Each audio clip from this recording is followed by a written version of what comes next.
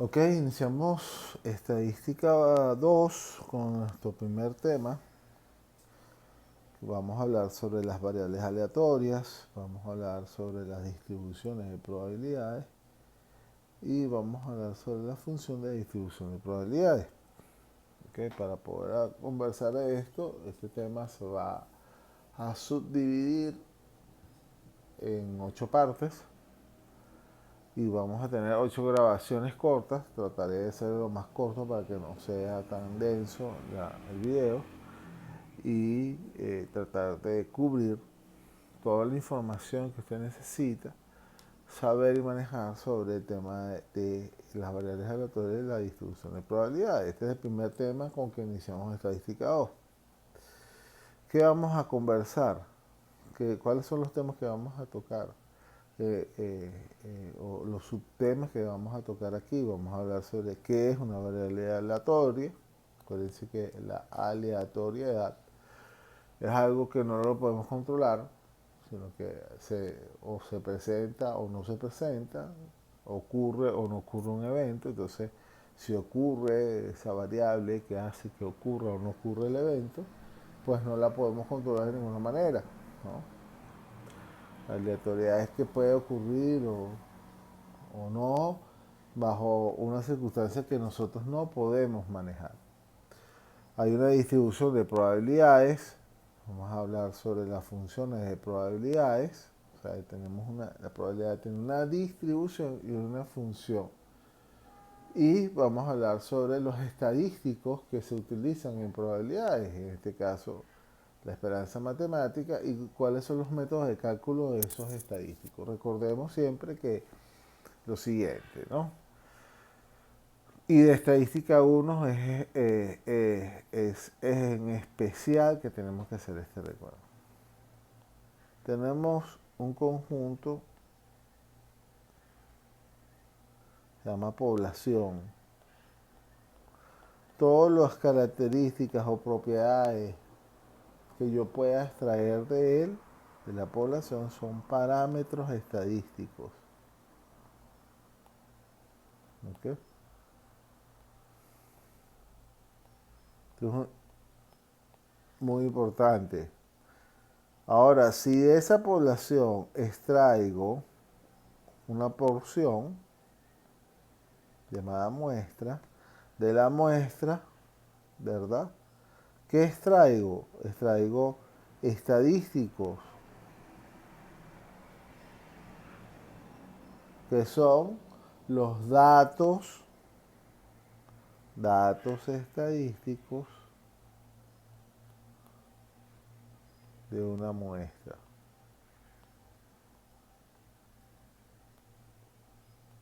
Nosotros trabajamos en estadística 1 con la media, la moda, la varianza, la desviación típica. Teníamos las medidas de tendencia central, de dispersión, de forma, que si era platicúrtica, si era mesocúrtica, que se concentraban alrededor de la media, que se era dispersa alrededor de la media. Todos esos estadísticos que calculábamos, diferencia estadística, los sacábamos con una muestra, ¿no? Entonces, la estadística como tal, que se divide en dos partes. La estadística 1, que es la descriptiva, que llegaba hasta probabilidades, que fue lo que vimos antes de esta. Utiliza un método, se llama el método inductivo de la ciencia, es decir, que va desde una generalidad a una situación particular, ¿no? Se llama método inductivo. Ahora, ya al tener estos parámetros y vamos a encontrar estos datos estadísticos, sean muestrales o tener los parámetros estadísticos de la población, nosotros qué vamos a hacer? Hacer proyección, hacer estimación, poder decir, bueno, gracias a este comportamiento, bueno, la mayoría de las personas dentro de tanto tiempo va a comportarse, o esta máquina se va a comportar de esta manera. O sea, siempre estimamos en base a los datos que conocemos. si conocemos el patrón, podemos establecer que si se mantienen esas mismas condiciones en el futuro, se van a ocurrir estos mismos eventos. Es lo que queremos hacer. Entonces, ya aquí vamos a buscar el método deductivo, ¿verdad? Que es de lo particular, de una particularidad, lo vamos a generalizar. Es decir, si utilizamos los datos estadísticos o los estadísticos extraídos de una muestra, y lo que son, acuérdense que la muestra conserva las mismas características y propiedades que tiene la población. ¿Ok? Entonces, de estos datos yo los quiero llevar a toda la población. ¿Cómo es el comportamiento? ¿Cuáles son los, cómo se comportan esta media moda a toda una población? Entonces ahí es donde nosotros aplicamos el método deductivo. El método inductivo es de una generalización para, vamos a una situación particular. Quiere decir, por ejemplo, lo que usted va a hacer en su tesis. En su tesis de grado usted va a pensar en una situación. Bueno, mira, hay un problema, encontramos un problema en esta aplicación o en este sistema o en este edificio, en, en esta carretera, en este puente, en esta estructura, en esta línea de producción, hay un problema. O sea, los problemas pueden tener muchos factores que influyen en él. Puede ser interno, puede ser externo. Yo voy a escoger una solución que puede tener múltiples, pero yo voy a escoger una que yo creo que es la que es más adecuada para resolver ese problema. Entonces yo estoy buscando de una generalización que es el problema en sí, voy a hacer una inducción sobre lo que yo creo que afecta el problema y hago una estadística descriptiva donde yo voy tomando datos, saco frecuencias, claro, siempre y cuando los números sean finitos, tanto poblacionales, los muestrales, finitos y manejables.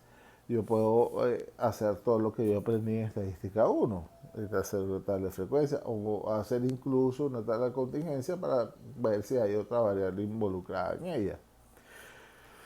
Ahora bien, si las dos variables son independientes, pues, o los datos son demasiado, si estoy trabajando, por ejemplo, con la población de una parroquia, eso es un dato, es un valor finito, sí, pero que yo no puedo hacer una tabla de 3, 4, 5 millones de personas que viven en una parroquia o un municipio, ¿no? Por ejemplo. Entonces, hacer un cuadro de frecuencias para 5 millones de datos es algo impensable. Por eso utilizamos el método de probabilidades como un método para hallar estos mismos estadísticos que llamamos estadística descriptiva, ¿no? Es la forma, un método que permite hallar esos parámetros o estos estadísticos muestrales o poblacionales, de manera que me permita estudiar ese patrón, establecer el patrón, el comportamiento y poder hacer una generalización. Vamos a hacer un ejemplo. Mira, yo puedo decir lo siguiente. Donde yo vivo, ¿verdad? Hay motorizados. Y cada vez que yo veo un motorizado está sin casco. Entonces voy caminando, en la esquina hay 5 motorizados, están detenidos en ese momento, o van a arrancar y ninguno lleva casco. Llego a la esquina, hay un semáforo y pasan 100 motorizados y ninguno tiene casco. Eh, Camino 2 cuadras, me encuentro un grupo de motorizados, todos sin casco. Y sigo. Entonces, ¿qué es lo que yo puedo pensar? Bueno, en todo el recorrido que yo hago del municipio donde yo vivo, todos los motorizados no usan casco. Yo puedo decir eso porque yo estoy buscando un patrón. Y es el patrón la propiedad que estoy buscando, que de este patrón sería que use casco. El motorizado use casco. Y no encuentro ningún motorizado en todo el municipio donde yo estoy, o que transita en ese municipio, o que está de paso en ese municipio, que use casco. Entonces voy a hacer una inducción. Ahí estoy haciendo una inducción. Entonces busco la frecuencia, entonces en promedio puedo decir, bueno, la media del motorizado, ninguno usa casco. Entonces, allá yo tener esa información, paso una esquina, paso 2 cuadras, paso 3 cuadras, hago 1 kilómetro cuadrado, 3 kilómetros cuadrados, 5 kilómetros cuadrados, y veo que todos los motorizados, eso me permite a mí decir, bueno, todos los motorizados, ahí voy a hacer el método deductivo, que es lo que nosotros vamos a practicar aquí. Bueno, de todos los motorizados que transitan o que este, pasan por el municipio XY, ninguno lleva casco. Y eso es una generalización. O sea, de ese patrón me permite a mí generalizar.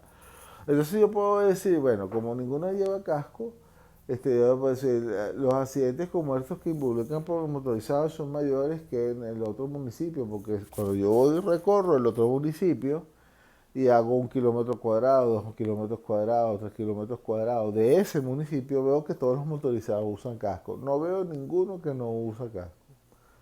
Entonces ahí digo, bueno, hay una diferencia entre este municipio y hay una diferencia entre este otro municipio con el mismo motorizado. Uno usa casco o usa casco. Entonces eso me permite establecer diferencia. Vamos a ver, indagar. ¿Qué pasa si usa casco? ¿Qué pasa si no usa casco? ¿Cómo son los accidentes en ese municipio de al lado? ¿Cómo son los accidentes en mi municipio? ¿Cuál es el resultado? ¿Cuántos son? ¿Quedan mucho tuertos? Paralíticos, etcétera, etcétera. Y esto es lo que nosotros hacemos estadística. Como son muchos datos, nosotros no podemos controlar la cantidad de motorizados, que, pues no sabemos si viven en el municipio, tampoco sabemos si están transitan, solamente están de paso en el municipio. No lo sabemos, eso no lo podemos controlar.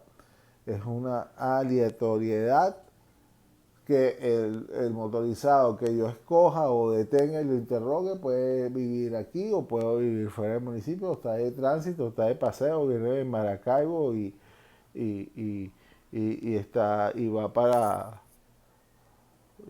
Puerto La Cruz, entonces vino en moto y pasó por Caracas y sigue hacia Puerto La Cruz. No sabemos, o sea, estas son cosas que no sabemos, que son aleatorias. Entonces, por lo tanto, no los podemos controlar, pero podemos indagar sobre ellas.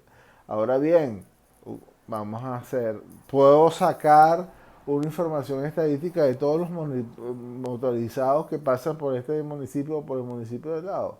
No, porque podemos hablar que son, desde el punto de vista poblacional, pueden ser miles.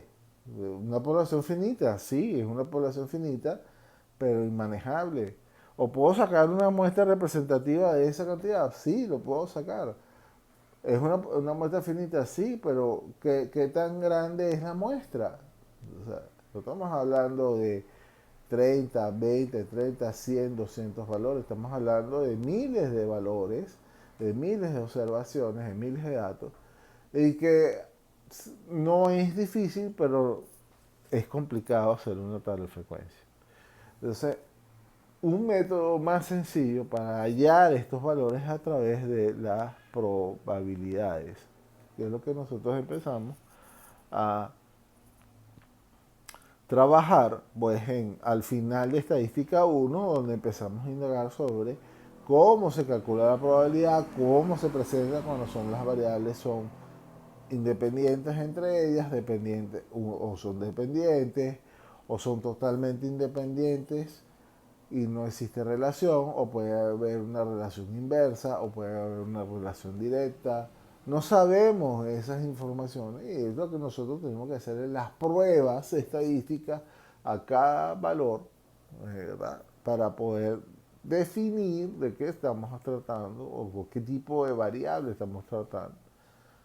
O sea, hay aleatoriedad Si hay aleatoriedad no hay dependencia en ese momento, o puede haber aleatoriedad y dado que la variable es aleatoria puede influir en otra variable que es dependiente de ella, sí, o puede haber aleatoriedad, pero esta variable es independiente al resto de las variables. Eso es lo que tenemos que estudiar y eso es lo que nosotros nos preguntamos y tenemos que indagar para dar una solución y poder hacer una generalización. ¿Qué es estadística 2? Estadística 2 es esto, método deductivo de la ciencia que lleva a, después de analizar los valores, cómo vamos a poder hacer estimaciones sobre su comportamiento. Si yo digo que todos los cines son blancos, si yo voy para Margarita y paso por todos los lagos y todos los ríos y todas las partes de Margarita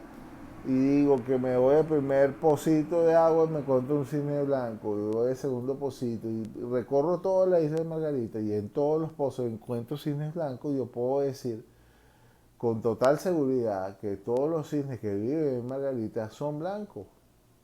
Eso lo puedo hacer, o sea, estoy buscando de una generalización, hice un método inductivo y fui parte por parte a cada sitio de esa isla y verifiqué que este hecho particular se replica en todos lados. Entonces esto me permitió hacer una generalización, una deducción. Entonces pasé por todos los ríos, por todas las cascadas, por todos los lagos que hay en Margarita y encontré puro cine blanco. Por lo tanto, todos los cines que viven en Margarita son blancos. Esto es una generalización. Basta que consiga un cisne negro, o rosado, o verde, o fucsia para decir no todos los cisnes en Margarita son blancos. Ahí, por eso que en estadística hablamos de porcentaje o grado de certeza. No hay 100% de certeza sobre lo que hallamos o 100% de certeza de lo que calculamos pueda ocurrir. No hay certeza, hay grado de incertidumbre. Entonces siempre se le deja del 100%, siempre se reserva un porcentaje ante esa duda, ¿verdad? Ante la probabilidad de que no ocurra el evento.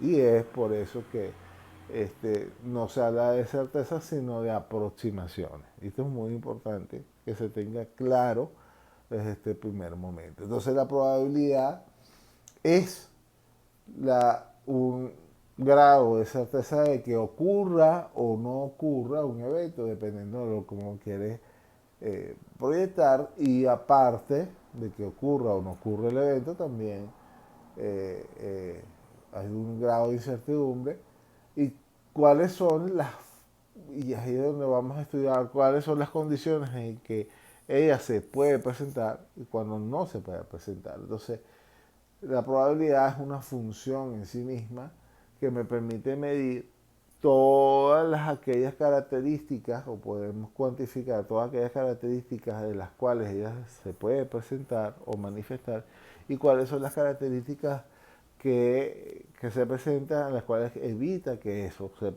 ocurra. ¿Ok? Esos son los elementos que nosotros tenemos que tener presentes dentro de lo que es la probabilidad y la aleatoriedad de las variables, ¿no? Siempre estamos trabajando con más de una variable. Entonces, si nosotros tenemos claro toda esta información, ¿verdad? Es importante también hacer.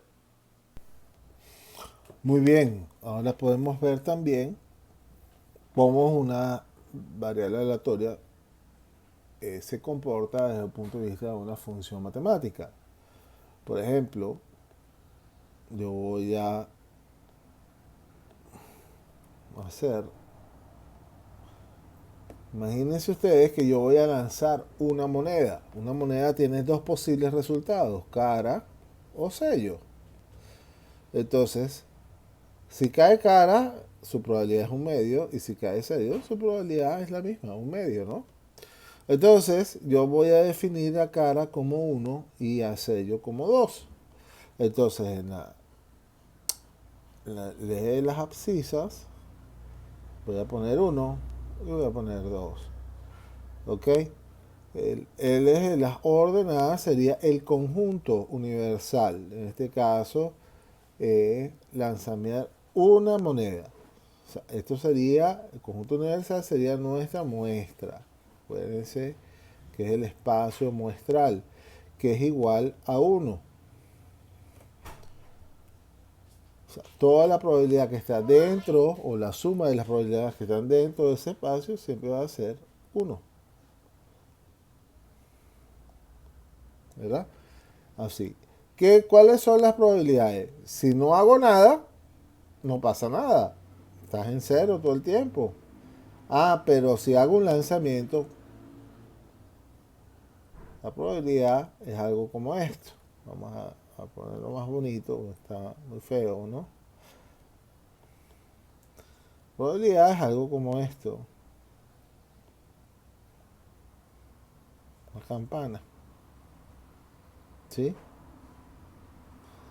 Donde o cae cara o cae sello. Es decir, que todo lo que está por debajo de esa curva o de esta función, en este caso esta función que es cóncava, sería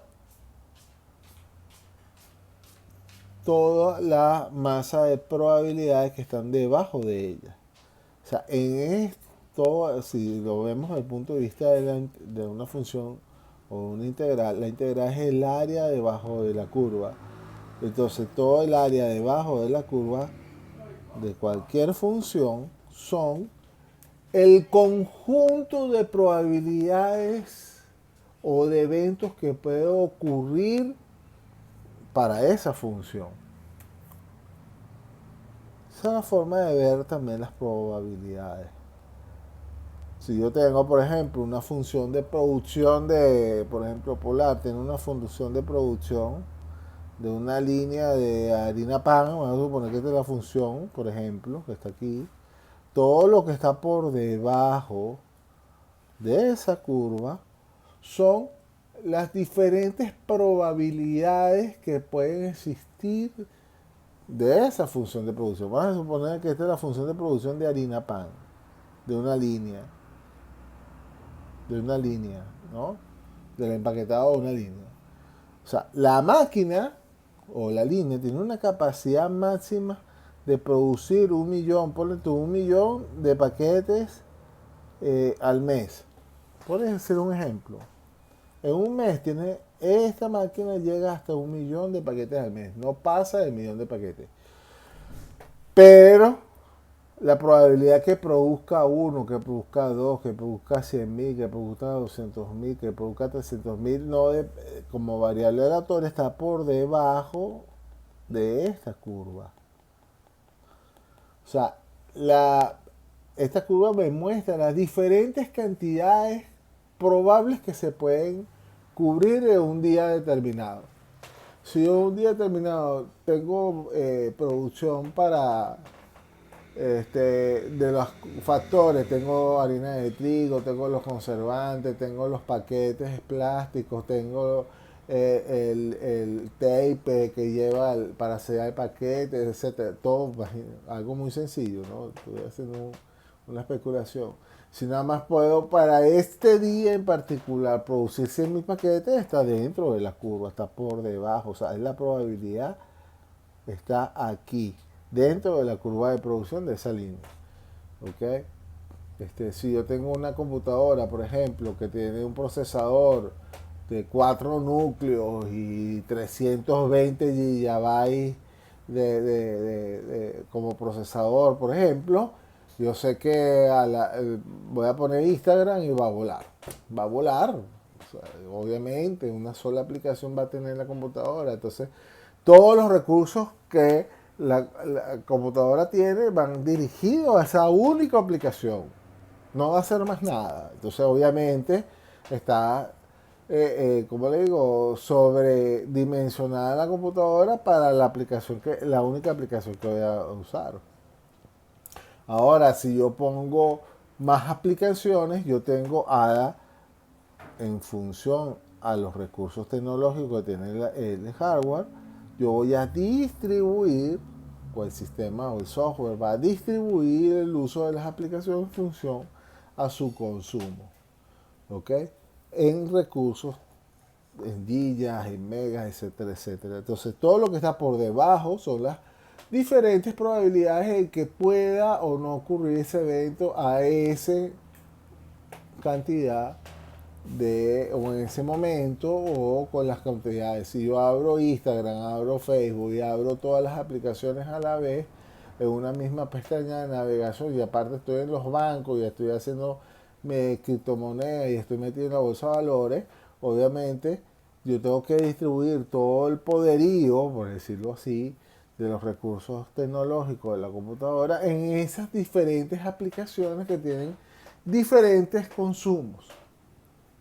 Entonces, yo tengo que, en la computadora, el software lo que hace es administrar y darle prioridad según la prioridad que le dé el usuario.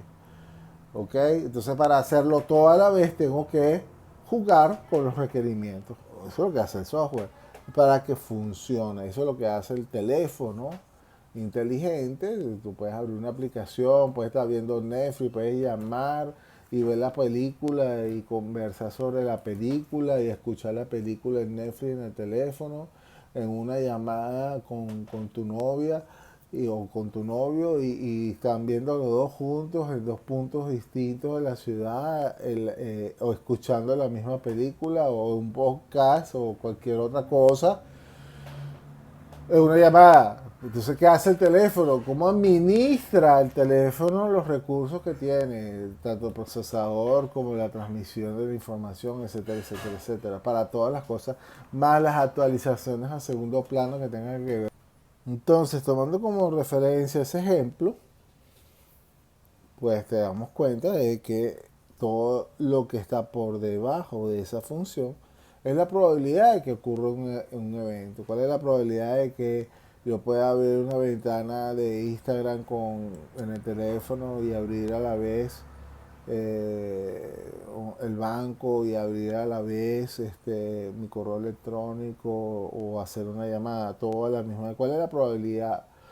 Y también cuál es la probabilidad de cómo es el patrón del usuario, cuál es la probabilidad de que un día determinado, los días 30 de cada mes, el usuario haga 5 transferencias bancarias. Bueno, eso depende del historial, ¿no? Y esas son las probabilidades que mide.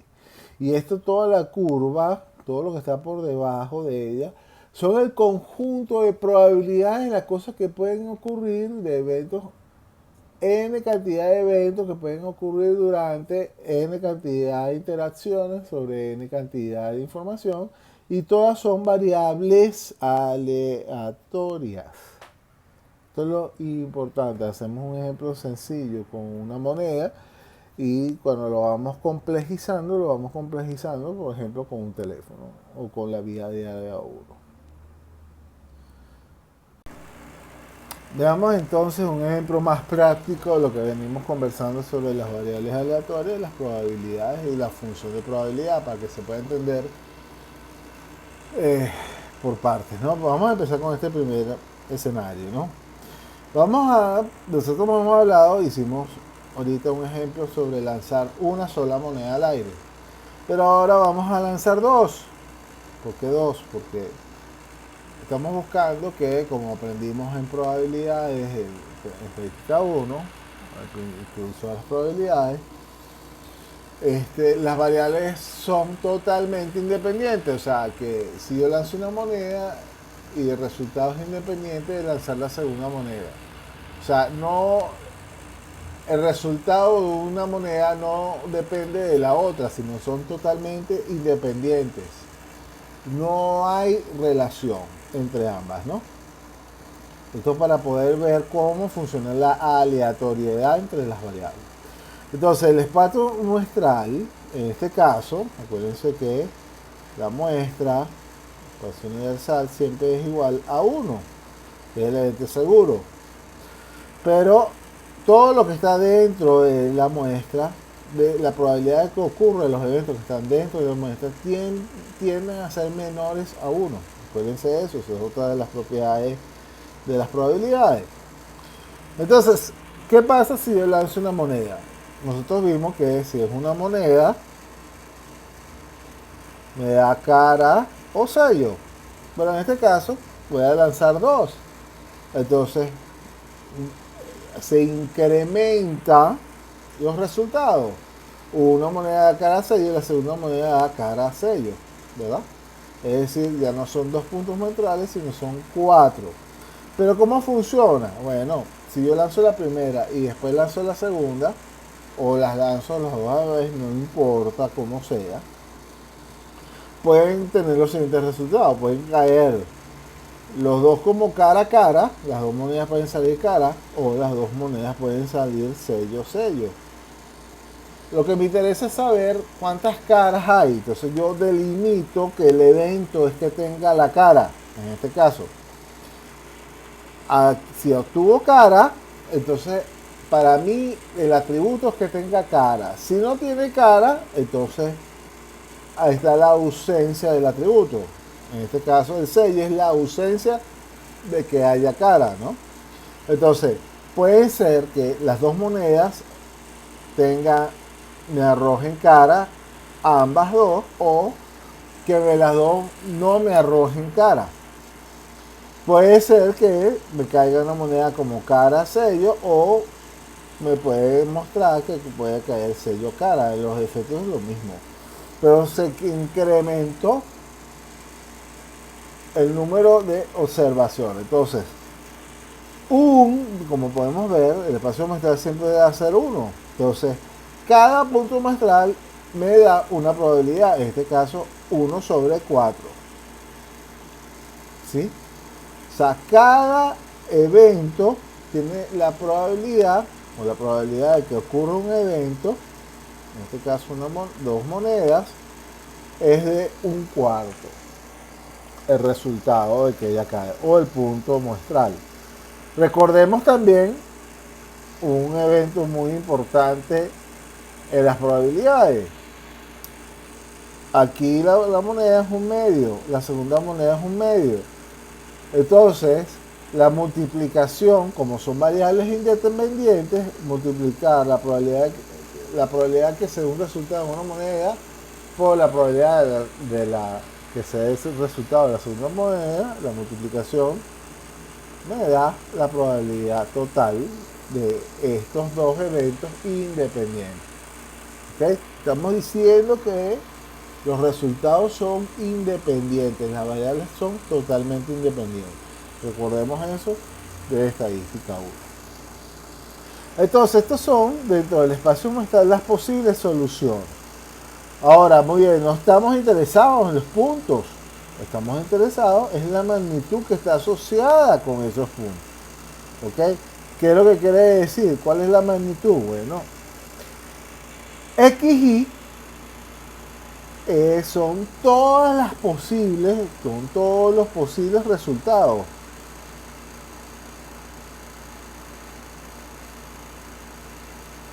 Y decimos XY es porque es exhaustivo. Acuérdate, exhaustivo quiere decir que no vamos a revisar todas las posibilidades que puede arrojarnos, o los posibles resultados que puede arrojar este evento. Entonces, este evento me puede decir lo siguiente: pueden salir dos caras, pueden salir una cara, o no pueden salir caras. Entonces, X1 lo vamos a llamar el evento es que salgan dos caras. X2 es el evento que me salga al menos una cara, que está aquí. Y X3, ¿verdad?, es el otro evento que me salga la siguiente cara, que es esta que está acá. Este es X1, X2, X3 y X4 que no salgan cara. Esos son los 4 puntos exhaustivos de X, Y en este evento. Esa es la magnitud. Entonces, cuando hay ausencia del atributo que estoy buscando, en este caso la ausencia de que salió cara, entonces la probabilidad de que cada variable aleatoria X sea igual a 0, decimos que la aleatoriedad que X es igual a 0 significa que no tiene el atributo que estoy buscando que sea igual a cara, entonces es un cuarto. Porque tenemos sello. Ahora, la probabilidad de que la variable aleatoria X sea igual a 0, igual a 1, aquí no es 0, es 1. Y 1 es que por lo menos tenga el atributo, o sea, cuántas veces puede salir el mismo atributo de una vez. Cara sello o sello cara, es decir, sale 2 veces y su probabilidad es de 1/2. ¿Y cuál es la probabilidad de que me salgan las 2 caras? Que X salgan 2 caras, entonces es un cuarto. ¿Ok? Tanto para la ausencia como para la totalidad que vimos en la muestra es un cuarto, y cuando es la intersección del conjunto, ¿verdad? En este caso, cuando comparten datos comunes, entonces es 1/2. Por esto es importante tener claro cómo funcionan los conjuntos. Los conjuntos los vamos a ver toda la vida. Acuérdense que los conjuntos, la teoría puede estar desunidos, pueden estar unidos o puede estar uno incluido del otro, ¿no? Entonces, en el caso de lanzar 2 monedas, cuando yo empiezo a revisar cara a cara, cara sello, sello cara, sello, ¿verdad? Cuando yo empiezo a revisar la muestra, me doy cuenta de que yo tengo aquí, puedo tener en este conjunto 1, puedo tener cara y sello. En el conjunto 2 tengo cara y sello. Ellos comparten en este caso el sello. O el conjunto puede ser sello cara. Entonces yo puedo compartir o el sello o la cara. O sea, estoy hablando de la intersección entre las 2 monedas. ¿Existe una intersección entre las dos? Sí, o el elemento, hay un evento común de la variable aleatoria. Es muy importante hacer ese análisis a la hora de entender cuáles son las probabilidades que pueden darse en un ejercicio. En este caso, aquí hay 3. La probabilidad de que no haya atributo, la probabilidad o que no se cumpla ninguno de los atributos que yo le estoy poniendo o colocando, que por lo menos se cumpla uno de los atributos o por lo menos que están presentes los 2 a la vez. Esas son las probabilidades que se dan y es el análisis que tenemos que hacer, ¿okay? Ahora bien,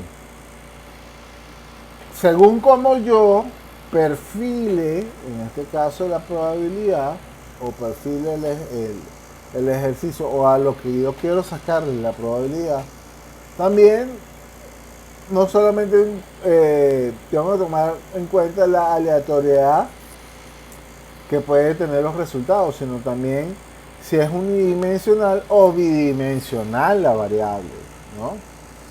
Una variable aleatoria unidimensional es que está en función a un solo valor numérico por cada suceso elemental. ¿Ok? Por ejemplo, vamos a sacar un ejemplo si lanzamos de modo ordenado 3 monedas. ¿Ok? Acuérdense que la moneda tiene un medio, una sola moneda tiene la probabilidad de 1/2. La segunda moneda tiene la probabilidad de 1/2 y la tercera moneda tiene la probabilidad de 1/2. Si las lanzo las 3 a la vez o de modo ordenado 1, 2 y 3, ¿verdad? ¿Cuáles son los resultados que voy a obtener? Se va a ampliar el espacio muestral, por lo tanto, la probabilidad de que se dé un evento es de 1 sobre 8, ¿no? ¿Sí? Pues la multiplicación de entre ellas. O vamos a verlo así. Puede ser que la muestra no puede ser superior a 1. Entonces, ¿cuáles son las posibles soluciones o cuáles son los posibles resultados que puedo obtener cuando yo lanzo 3 monedas de manera ordenada? Pueden ser que las 3 caigan cara, o pueden ser que las 3 caigan sello. O sea, el atributo que yo le doy es que sea cara. Entonces, para mí, el atributo es la presencia de cara. Si tengo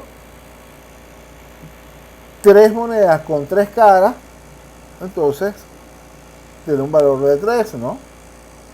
Ahora bien, yo puedo tener 2 caras, un sello, puedo tener cara, sello, cara, o puedo tener sello, cara, sello. ¿Sí? En este caso, perdón, sello, cara, no, sello, cara, sello no. Tengo cara, vamos a hacerlo. Cara,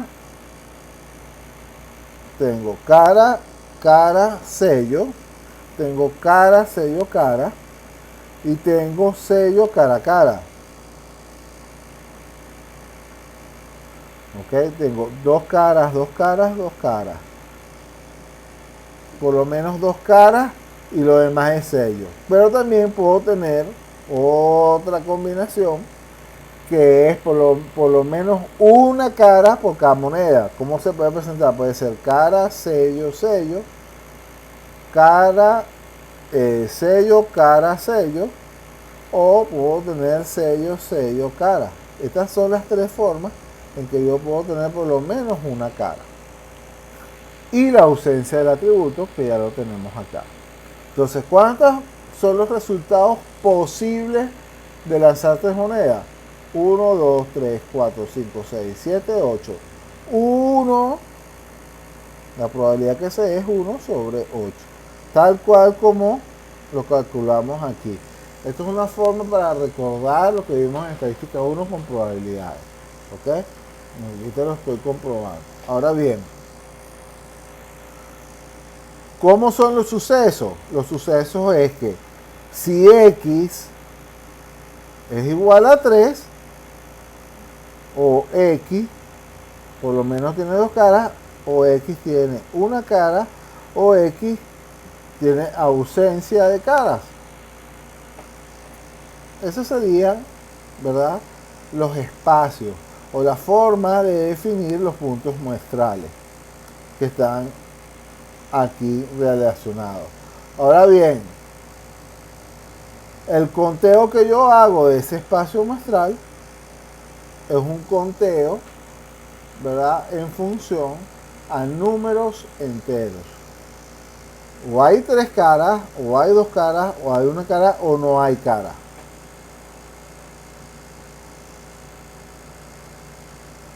Se puede contar y lo puedo identificar. Entonces, la función de probabilidad para este ejemplo es la función que mide la probabilidad de que cada variable aleatoria tome determinados valores. En este caso, la variable aleatoria le voy a poner como el atributo cara. ¿Cuáles son los valores que tiene cara? Cara puede tener 3 caras, 2 caras, 1 cara o sin cara. Entonces, cuando en este caso los valores son discretos, la función toma el nombre de función de probabilidad en masa. ¿Ok? ¿Cómo es esto? O es 0, o es 1, o es 2, o es 3. O es 0, es 1, es 2 o es 3. Eso sería por lo menos la función de probabilidad. Todo lo que está por debajo de esta función es la probabilidad de que se ocurra uno de estos cuatro, o que la variable aleatoria tome uno de estos cuatro resultados. ¿Ok? Muy importante que se entienda. Y esta curva se llama función de probabilidad en masa. Si fuera una variable continua, ¿verdad?, se le llamará función de densidad. Para los efectos que nosotros vamos a trabajar ahorita, tanto para variables continuas como variables discretas, vamos a llamar a esta función de probabilidad función de densidad. ¿Ok?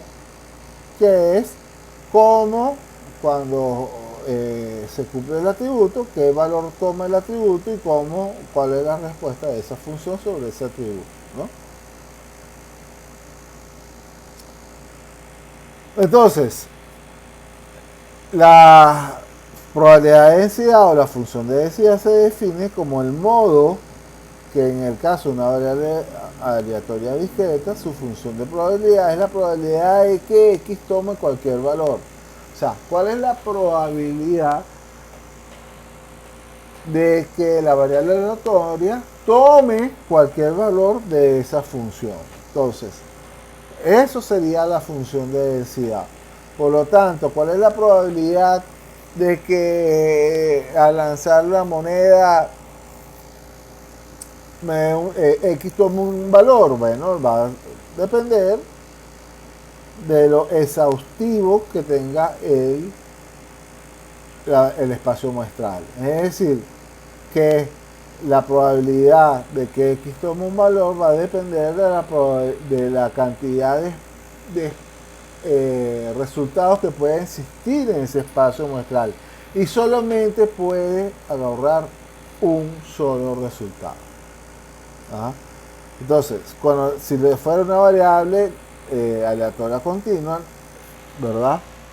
Las variables aleatorias continuas no son probabilidades determinísticos, o que no es decir, que no es un valor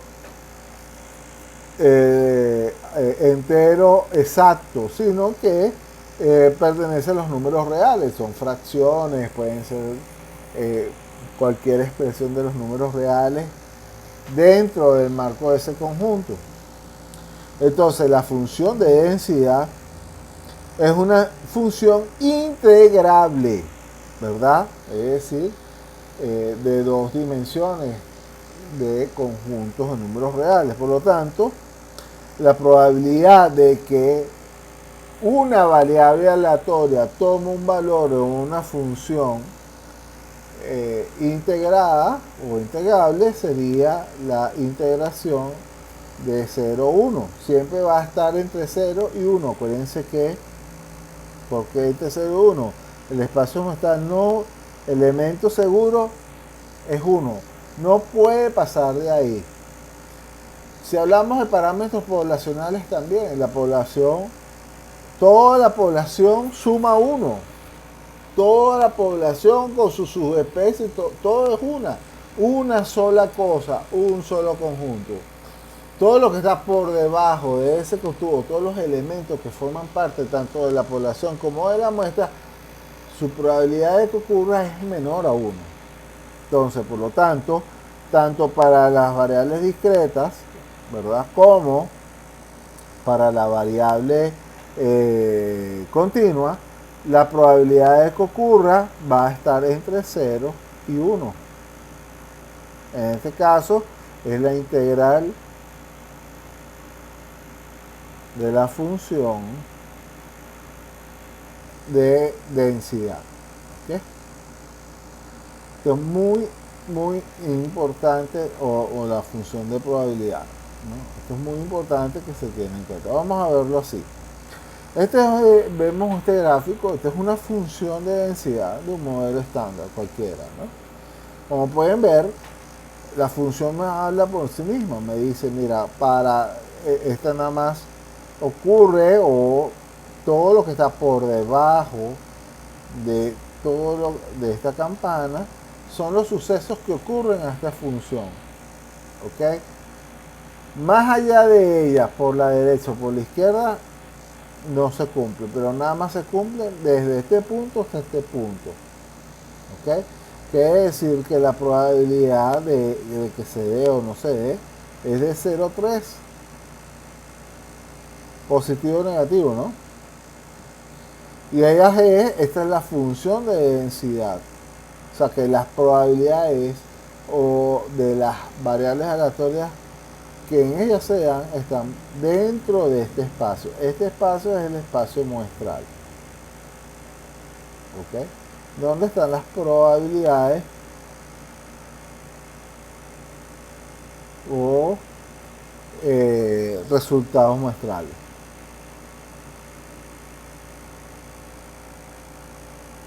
Es lo mismo de decir esto. ¿Ok? Esto se refiere a todos los valores que están dentro del espacio muestral. ¿Sí? Eso sería la variable aleatoria, por lo menos en este caso, dentro de una función de densidad. Ahora, las variables aleatorias también pueden ser bidimensionales. ¿Ok? No solamente puede tener una sola dimensión como X, puede tener X, Y, Z, W, X, o sea, todo lo que tú quieras. Pueden tener más de una dimensión, o más de dos, ¿no? Pero en este caso nosotros vamos a manejar unidimensionales o bidimensionales. ¿Ok? Cuando son bidimensionales, está definido por un par de variables en vez de un par cartesiano. O sea, podemos escribirlo como el producto cartesiano de dos variables aleatorias unidimensionales. En este caso yo puedo tener una variable discreta por un lado y puedo tener otra variable discreta por otro lado, o puedo tener una variable discreta con una variable continua, o puedo tener dos variables continuas, o puedo tener cualquier forma de combinaciones entre variables. No importa cómo se combine, siempre voy a tener un resultado, ¿verdad?, de un plano cartesiano bidimensional, donde está un conjunto de números reales, está el otro conjunto de números reales. Entonces, si tomamos, por ejemplo, el lanzamiento de las monedas, otra vez, ¿no?, lo que estamos haciendo, continuando con el ejercicio, también lo podemos hacer de otra manera. Si lo vemos unidimensionalmente, como la variable X como una sola variable, o sea, como una sola dimensión, lanzar las tres monedas serían de esta manera. Sería cara, sello, sello, sello, los extremos. El atributo es que salga cara. Que me salgan cuando X igual a 3 caras, ¿verdad?, hay un valor. Cuando X, que es la variable aleatoria, salen dos caras, puedo tener cara, cara, sello, cara, o sello, cara. Son tres, ¿no? Para X igual 1, por lo menos una cara, sería cara, sello, sello, sello, cara, sello, o sello, sello, cara, ¿no? Y tendríamos 1. Y la ausencia, X igual 0, cuando hay ausencia del atributo, en este caso, que son los extremos. Entonces, la probabilidad vista como una variable unidimensional sería X igual 3, X igual 2, X igual 1 y X igual 0. En este caso, para todo, la probabilidad es 1/8, ¿no? Entonces, de esta manera, pues que nosotros vamos a distribuir las probabilidades, en este caso, cuando la variable es unidimensional. Ahora vamos a darle otra dimensión. Vamos a agregar una dimensión, o vamos a hacerlo bidimensionalmente. En este caso, la variable ya no va a ser cara sello, sino que vamos a meter el complemento. Acuérdense que el complemento, la probabilidad que se dé un resultado más su complemento, es, sería el espacio muestral, ¿no? Vamos a anotar eso para, bueno, borrar aquí para que lo podamos ver. ¿Okay? Recordamos esto en probabilidades, ¿no? Lance una moneda. Hay un medio de probabilidad de una moneda, ¿ok? Que caiga cara o que caiga sello, ¿no? Cara tiene un medio, ¿sí? El complemento de ese evento, acuérdense que el complemento es que ocurre cara o no ocurre cara, y el evento complementario, que es ese, que se denota con C, sería 1 menos la ocurrencia de ese evento. En este caso, el evento complementario sería 1 menos un medio es igual a un medio. En este caso, entonces, o es cara o es el complemento de cara, que es cara complementario, ¿no? Entonces la suma de las dos cosas me da 1. O sea, cara más el complemento de cara más la probabilidad que sea de cara siempre va a ser 1. ¿Okay? El evento como tal, que es el espacio muestral. Entonces aquí es donde vamos a transformar, ¿verdad?, nuestro análisis como con dos dimensiones. ¿Por qué? Porque lo vamos a hacer a través de otros atributos. Vamos en función al complemento. Vamos a suponer que nosotros queremos trabajar es con el complemento. Entonces, si lanzo 3 monedas de forma consecutiva, puede salir complemento de cara, cara, cara, complemento de cara, cara, sello, complemento de sello con cara, complemento de sello, sello, el complemento de cara con sello, sello. O sea, estoy buscando todas las combinaciones que tienen a ver con el complemento de cara. Ahora voy a buscar las combinaciones que tengo con complemento de sello. El complemento de sello puede ser con cara a cara, puede ser con cara sello o puede ser con sello cara. Incluso puede tener complemento de sello con sello sello. Entonces, fíjense ustedes todas las combinaciones que yo puedo tener aquí. Con el complemento puedo tener dos caras, con el complemento puedo tener una sola cara, vistas como cara sello o como sello cara, o con el complemento de caras puedo tener todo sello. En este caso tiene 1, 2, 3, 4 puntos muestrales. Ahora bien, con el complemento de sello puedo tener complemento de sello cara a cara, son dos caras. Con el complemento de sello puedo tener una sola cara o puedo estar sin caras, puro sello sello, ¿no? Entonces ahí tengo otros 4 puntos muestrales. Entonces, a los efectos que nosotros vamos, ¿verdad? En el caso de las 3 monedas puede haber un complemento, ¿ok? Puede haber dos combinaciones de cara diferentes con un complemento y puedo tener una cara, una sola cara, ¿verdad?, con el complemento de sello y un sello. O sea, una sola cara. Ahora puedo tener complemento de cara con respecto a dos sellos, ¿verdad? Puedo tener cuántas, o sea, estos son los números de veces en que se repite ciertas cosas con respecto a un atributo.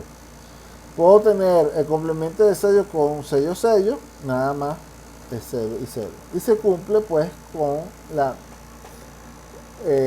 variable bidimensional. ¿Okay? Esto es muy importante porque estas son todas las combinaciones que yo puedo tener con respecto a utilizando, o sea, transformando la variable aleatoria, en este caso unidimensional, ahí la quiero según el tipo de estudio que quiero modificar para que sea bidimensional utilizando el complemento. Entonces ahí es donde vemos pues eh, cómo cambia el conteo, cómo cambia todo el conteo que yo tengo con respecto a él.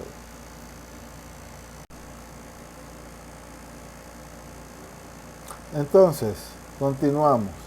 Entonces, como podemos ver, las variables bidimensionales pueden tener otros tipos de combinaciones totalmente diferentes, ¿no?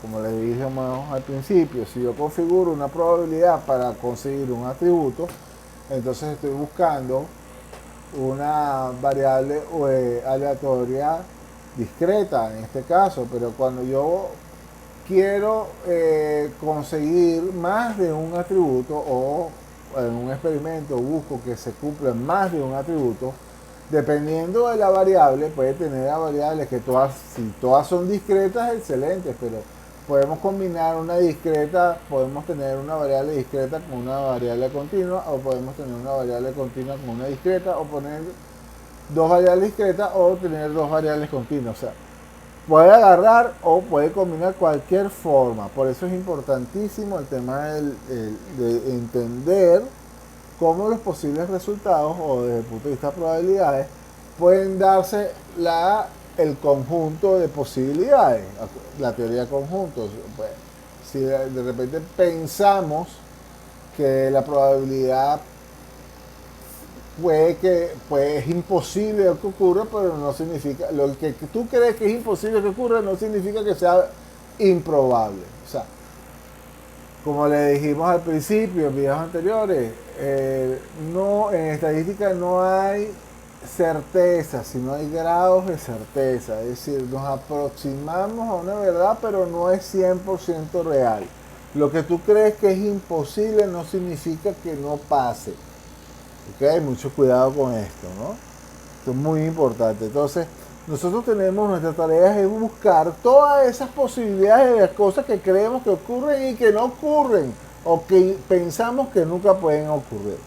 Por eso es importante el análisis de los conjuntos. Entonces, la función de probabilidad para bidimensional se llama la función de probabilidad conjunta, XY. Eso lo vimos cuando vimos tablas de contingencia en estadística 1, ¿verdad? Era cómo combinamos o cómo es la probabilidad conjunta si las dos se mueven juntas o son inversamente proporcionales, etcétera, etcétera.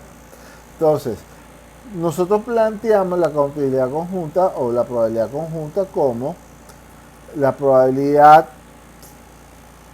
sabemos que la función de densidad para variables aleatorias va de 0 a 1, por lo tanto, la probabilidad de que ocurra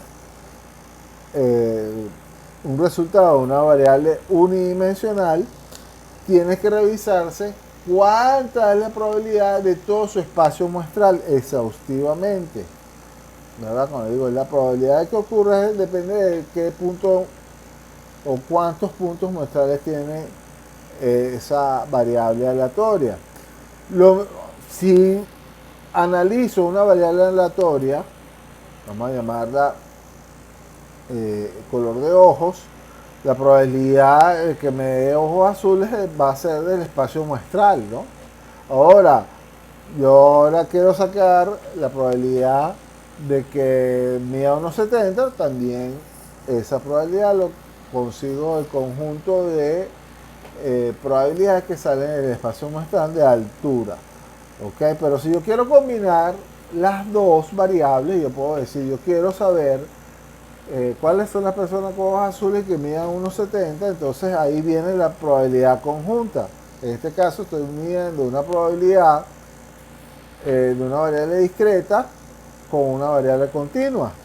Entonces yo puedo decir entonces que la probabilidad de estas dos variables bidimensionales es la intersección de que ocurra un evento, en el caso que tenga los ojos azules, y que esté interceptado por el evento de que mida más de 1,70.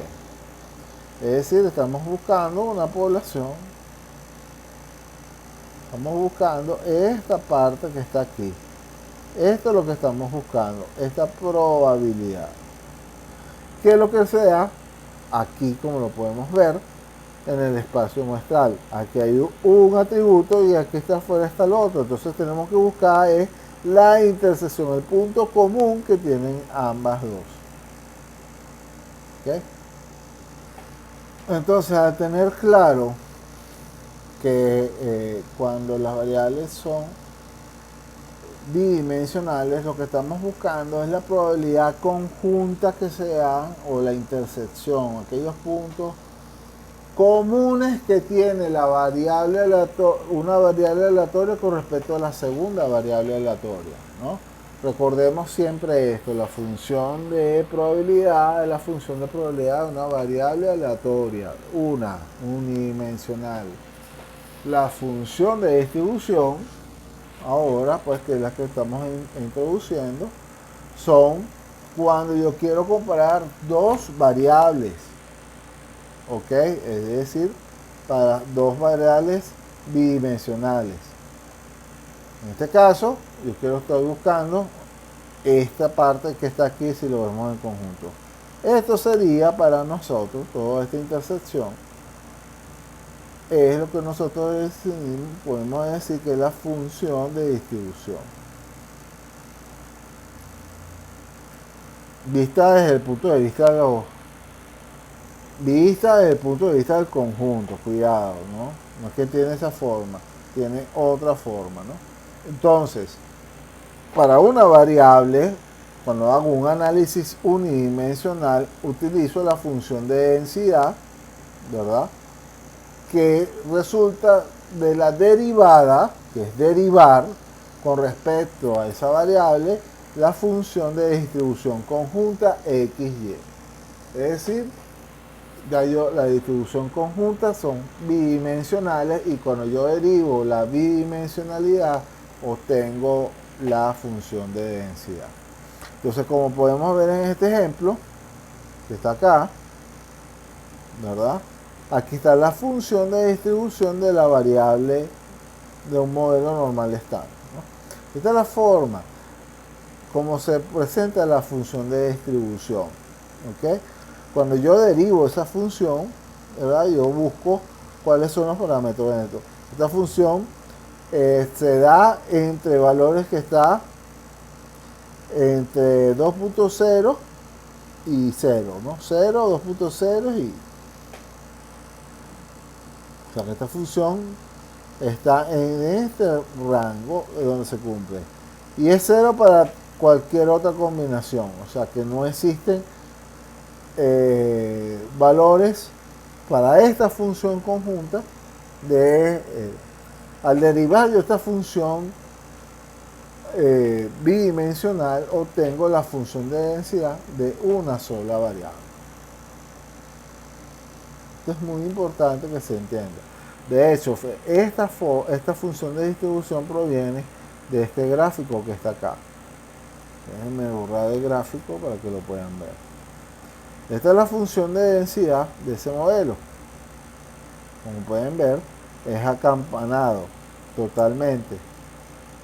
Entonces, esta función de densidad me dice, al yo analizar esta función que está acá, ella nada más tiene valores cuando está en este intervalo entre menos 3 y 3.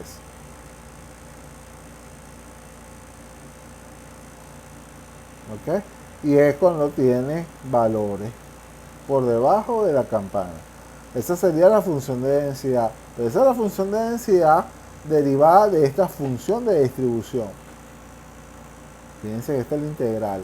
Al derivar yo esta integral, consigo esa función de densidad. O sea, a partir de esta función de distribución, que es la función acumulada, y esto es lo que quiero que entiendan, la función de densidad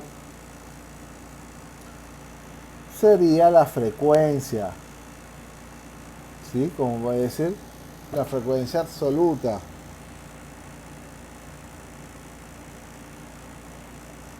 La función de distribución es la frecuencia acumulada.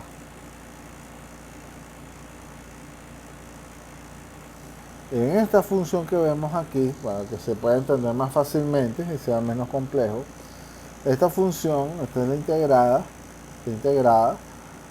al derivar esta función de distribución, al hacer la integración, paso a la función de densidad, o sea que busco la frecuencia absoluta en un punto determinado de la curva.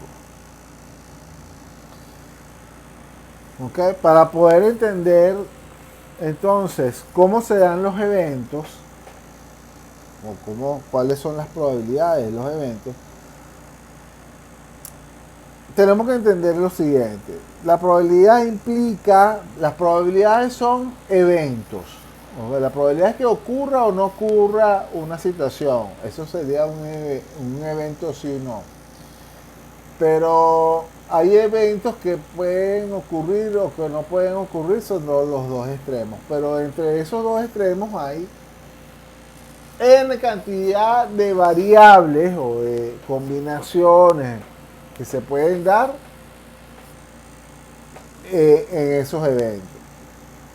Cuando uno de los eventos afecta a otro se llaman eventos dependientes, recuérdense, ¿no?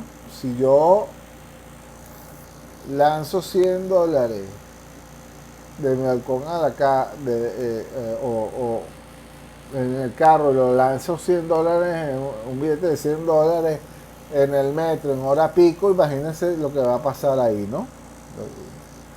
O sea, ese evento depende de que yo lance los $100, pero también hay eventos que son totalmente independientes, o sea, puede ocurrir como no puede ocurrir, cosas que uno no depende de otro, ¿no? Entonces, vamos a revisar un poco cómo funciona esta dependencia o independencia de los eventos. Dos eventos son dependientes si el estado original de la situación cambia de un evento a otro o que altera la probabilidad del segundo evento. O sea, la probabilidad de que yo vaya mañana al trabajo depende de que si día feriado o no. O la probabilidad de que yo también vaya al trabajo depende de la disponibilidad que tenga dinero para pagar pasaje. También puede depender del hecho de tener gasolina en el carro. O puede también depender de mi estado de salud. O sea, la probabilidad de que ocurra un evento depende de cómo yo me sienta. En este caso hay una dependencia. ¿Okay? Estos eventos eliminan, ocurren cuando una acción elimina un resultado posible o el resultado no es devuelto antes de que suceda la segunda acción. O sea, yo no puedo estar en el trabajo si no me despierto. Yo no puedo estar en el trabajo si no llego al primero, ¿no? No me puedo teletransportar. Esto es lo que quiero decir. Entonces, existen dos maneras de ordenar y combinar resultados de eventos dependientes. ¿Ok? Esto es muy importante, señores. Una de las formas de encontrar las probabilidades para eventos dependientes a través de las permutaciones. ¿Ok? Que son agrupaciones en las que importan el orden de los objetos. ¿Ok? Hay una que es permutación y otra que es combinación, que son agrupaciones en que el contenido no importa, el contenido importa, pero no el orden. O sea, la permutación le importa el orden, la combinación no, sino que el contenido. Eso es lo que le importa a la combinación, que todo sea exhaustivo. Vamos a ver esta revisión. Entonces son las formas en que las variables nosotros podemos encontrar la probabilidad de que ocurra un evento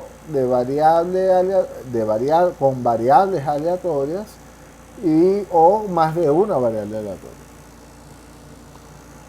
Se llaman combinaciones de elementos tomados de n, ¿verdad?, a todas las agrupaciones posibles, ¿verdad?, donde cumplen estos tres principales puntos. No entran todos los elementos, no importa el orden y no se repiten, ¿verdad?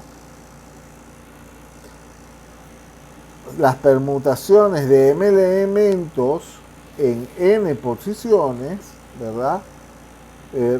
Quiere decir que no me voy ordenando los m elementos a medida que vayan ocupando n tipos de posiciones. ¿no? Eso es lo que quiere decir, eso es muy básico, ustedes han visto y esto es un refrescamiento de cómo hacer las cosas.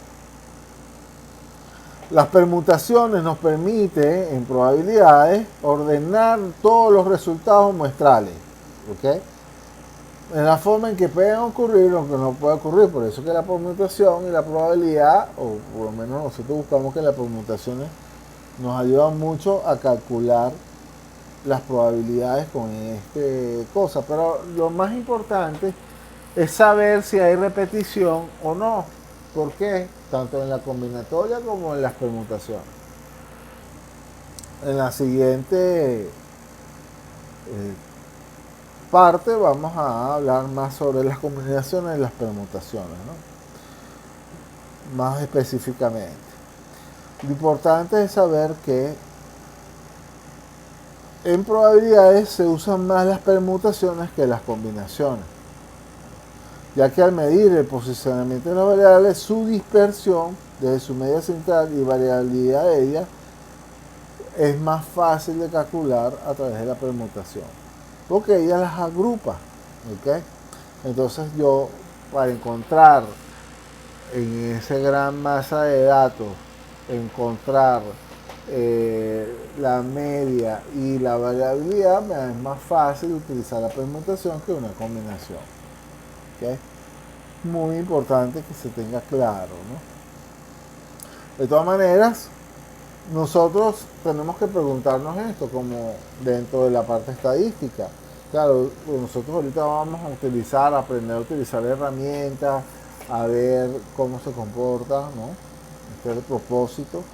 Sin embargo, en el futuro, uno cuando está haciendo o tratando de resolver un problema, ¿verdad? Que nos apoyamos en la parte estadística, nosotros tenemos que definir o verificar, porque la primera parte de todo es la observación, tenemos que ver cómo se comporta todo para poder identificar una o las n variables, etcétera, etcétera, que intervienen en ese problema, y vamos pues delimitando hasta llegar a proponer una solución. Acuérdense que los problemas pueden tener n soluciones, pero nosotros vamos a trabajar con una, ¿no?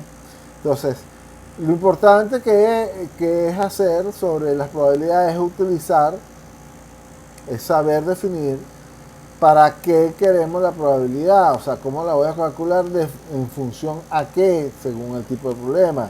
Si importa el orden, no importa el orden, entonces utiliza las combinaciones y si se repiten o no. Hay otro método que son las variaciones, ¿verdad? Que es cuando me importa el orden, pero ese orden puede hacerse de dos maneras. O con un orden, no me importa el orden, sino la variación, o me importa la permutación. Entonces las variaciones se pueden repetir, sí o no.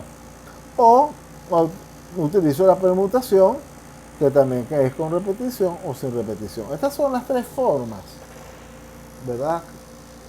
En grandes rasgos, con que se puede calcular las probabilidades variables aleatorias, 1, 2, 3, de 5, de 1000, ¿no?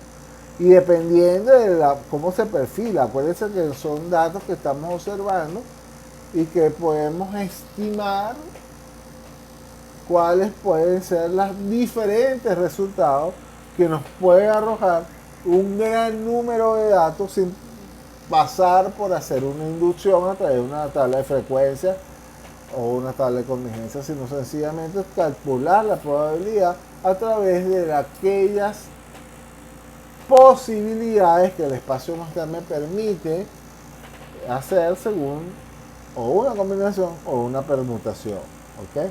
Estas son las más utilizadas, la combinación y la permutación. Y lo que en probabilidades se recomienda siempre es usar la permutación. ¿Por qué? Porque las variables, si se acuerdan de estadística 1, siempre las variables, ¿verdad? Se le busca una medida de tendencia central, hay una media, hay una dispersión, hay una forma que nos permite saber cómo se comportan en sí las variables. Pero como nosotros no vamos a hacer con probabilidades, no se hacen tales de frecuencia acumulada ni frecuencias relativas, como lo vimos en estadística 1, sino que vamos a utilizar el método de las probabilidades para obtener estas medidas, y una de las formas más fáciles de obtener estas medidas o estos estadísticos es a través de la permutación.